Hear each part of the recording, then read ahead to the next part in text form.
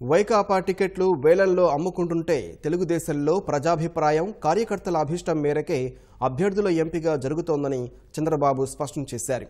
అభ్యర్థుల ఎంపికలో ఇలాంటి రాగద్వేషాలకు తావులేదని, ఎవరికైనా అనుమానాలుంటే రికార్డులు కూడా ఇస్తామని పార్టీ నేతలతో నిర్వహించిన టెలికాన్ఫరెన్స్లో స్పష్టం చేశారు. అధిష్టానం నిర్ణయాన్ని ఎవరూ వ్యతిరేకించడానికి వీల్లేదని తేల్చి చెప్పారు. చింతలపూడిలో 3 కోట్లు ఇస్తానంటే ఒకరికి హామీ ఇచ్చిన వైకాపా అంతకంటే ఎక్కువ ఇస్తానంటే మరొకరికి టికెట్ ఇచ్చిందని వివరించారు. తెలుగుదేశంలో పార్టీకి అందించిన సేవలతో పాటు సామాజిక న్యాయాన్ని పరిగణలోకి తీసుకుంటున్నామని చెప్పారు. సీటు సర్దుబాటు చేయలేని వారికి నచ్చజెబితే కొందరు పార్టీ కోసం పనిచేస్తామని స్ఫూర్తిదాయకంగా వ్యవహరిస్తున్నారని ప్రశంసించారు.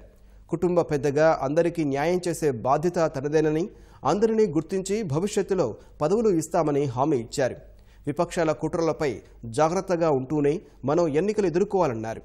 రాష్ట్ర ప్రజలు విఘ్నులని, విభజన నాటి పరిస్థితులు నేటి పరిస్థితులను బేరీజు వేసుకుని తీర్పు ఇవ్వబోతున్నారని చెప్పారు. ఈ 3 రోజులు ఓట్లను జాగ్రత్తగా పరిశీలించుకోవాల్సిన బాధ్యత అందరిపైన ఉందన్నారు. ఈ 28 రోజులు ఎవరికి విశ్రాంతి, మినహాయింపు లేవని స్పష్టం చేశారు.